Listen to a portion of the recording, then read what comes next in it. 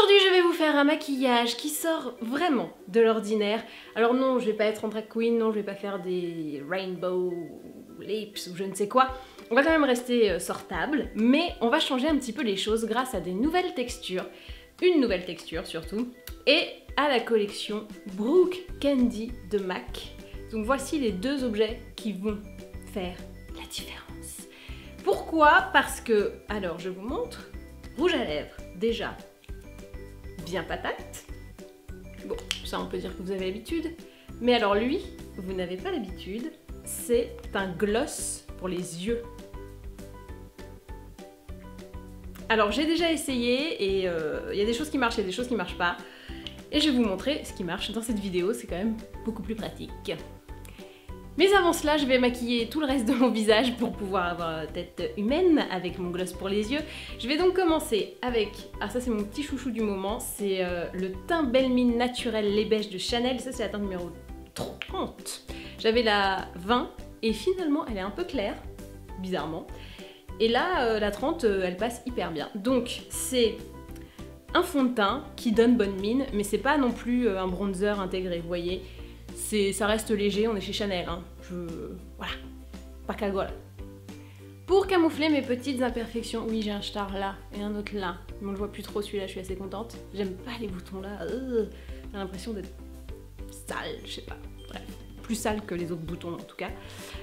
Et pour la cernasse, je fais un petit duo. Alors lui il est revenu dans mon cœur, je ne sais pas pourquoi. Le crayon correcteur True Match de L'Oréal Paris et Touche Éclat d'Yves Saint Laurent. On fait un petit mélange des deux, celui-là pour couvrir, celui-là pour illuminer. Donc évidemment celui-là, jamais sur les imperfections, jamais. Par contre, pour redonner un petit coup de boost dans le creux du cerne, il est pas mal.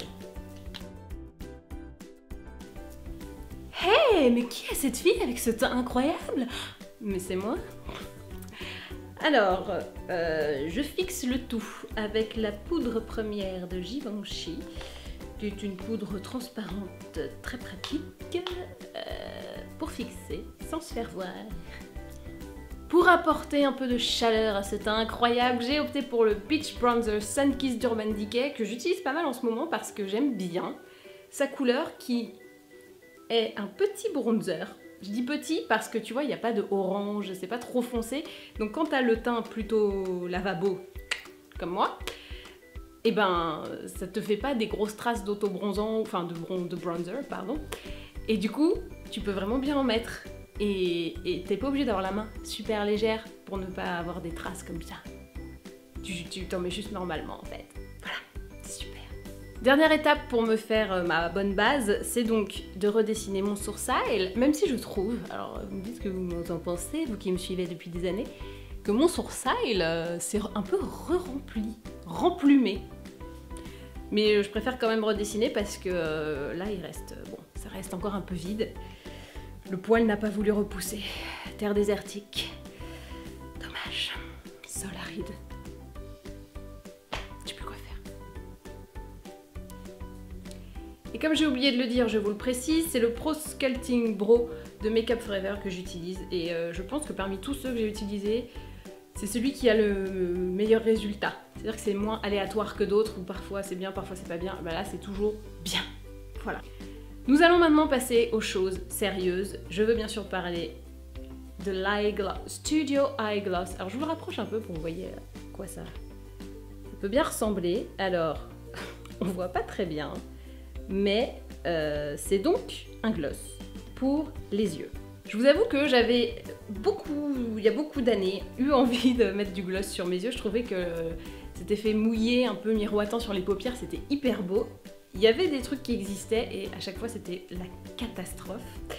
Et donc là je me suis dit bon, on est en 2016, c'est MAC, ils sortent un nouveau truc, collection Brooke Candy. Ça ne peut qu'être mieux que les trucs horribles que j'ai testés. J'avais même essayé de mettre du gloss pour la bouche, c'était horrible. Parce que vous avez un poids de 4 tonnes sur la paupière et puis ça colle. C'est-à-dire que vous restez les yeux ouverts comme ça, tout le temps, c'est une catastrophe. Donc là, je vous rassure, ça ne fait pas ça. Hein. Vous allez pouvoir fermer et tout. Ça fait un petit poids sur les yeux.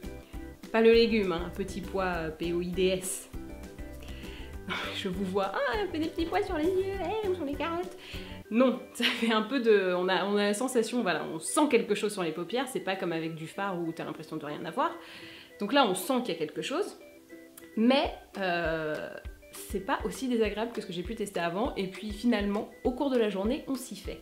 Vous avez vu que je n'ai pas mis de base, et c'est absolument volontaire, parce que j'ai déjà essayé avec une base, et ça ne va pas, puisque comme c'est gras, de toute façon, la base ne va pas tenir, et moi, ce que ça m'avait fait, la base, on voyait dans les plis, c'est pas le gloss qui y allait, c'est la base.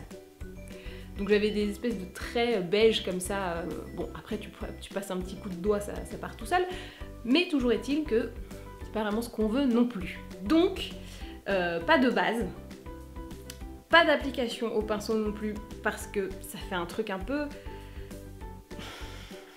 C'est pas canon, voilà. Je vous le dis, j'ai trouvé que ça en mettait très peu, et donc il fallait en remettre. Donc au doigt, c'est vachement plus optimal. Donc l'effet ne sera pas du tout coloré, mais vous aurez vraiment l'impression d'avoir cette paupière humide, et moi je trouve ça canon, et ça fait des années que je rêvais d'un truc comme ça, et voilà, Mac l'a fait. Donc il y a des petites nacres dedans, un peu couleur arc-en-ciel, vous voyez ce que je veux dire, un peu hologramme. Ce qui fait que ça renforce ce côté un peu mouillé, brillant, hyper canon. Bah oui, on va passer à l'application, hein. Assez de blabla, mais il fallait quand même que je vous prévienne, hein. Pas de base, pas de pinceau, c'est quand même assez important. Enfin, si vous voulez tester, faites-le. Moi j'ai testé, ça marche pas très bien. Donc je préfère vous dire direct de pas le faire.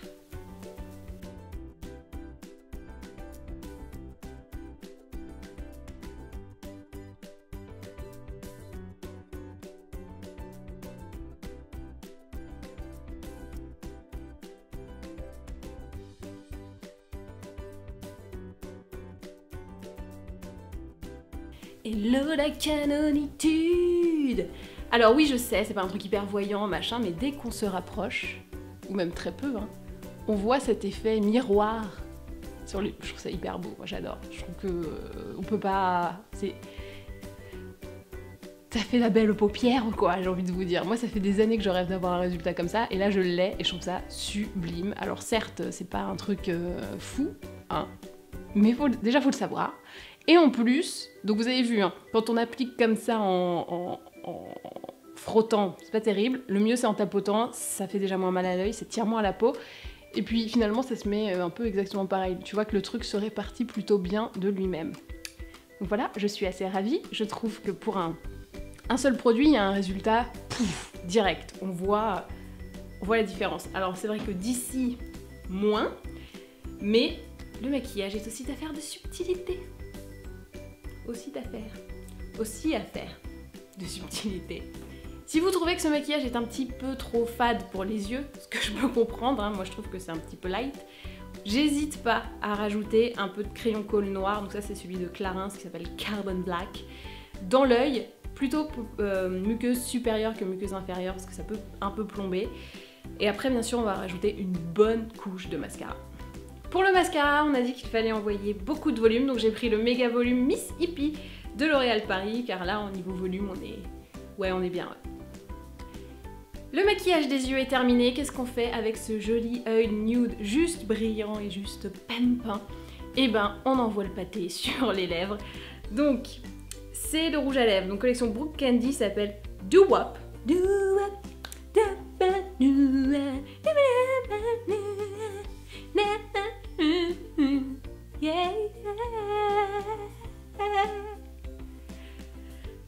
Donc c'est un fuchsia qui est mat et qui est très joli, et du coup ça va bien, vous voyez.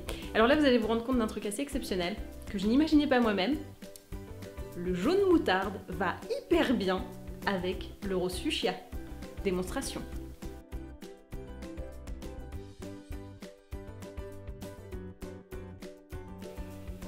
Tadam!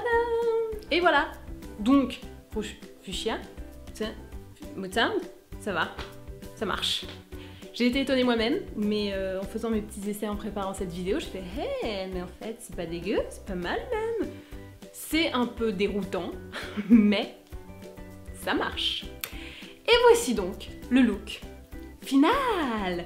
Donc, je vous avais promis quelque chose qui change, et là vous vous dites « Ça change, mais bof, quoi. » Bon, quand même, on n'a pas l'habitude d'avoir du gloss sur les yeux tous les 4 matins. Voilà. Et la bouche fuchsia, moi je n'en vois pas partout non plus, même si moi je le fais assez régulièrement, j'avoue. Mais les deux ensemble, originalité. Quand même, gloss sur les yeux. Ok. Je vous remontre donc les deux objets un peu stars. Bon, pour moi, le meilleur, le plus incontournable, c'est le Studio Eye Gloss. Celui-là, il s'appelle White Yin, donc de MAC, collection Brook Candy. Il y en a d'autres couleurs, mais j'avoue que le blanc comme ça, moi, c'est ce qu'il me fallait, c'est ce que je voulais parce que je veux une paupière brillante. Depuis des années, je l'ai, enfin merci, trop bien. Et ensuite le rouge à lèvres, donc un vrai fuchsia mat qui s'appelle Doo Wop, toujours collection Brook Candy de MAC, qui est sublime. Voilà, c'est des petits détails, mais ça change tout, et c'est exactement ce qu'on aime. Et ben voilà, et ben maintenant, à vous de jouer.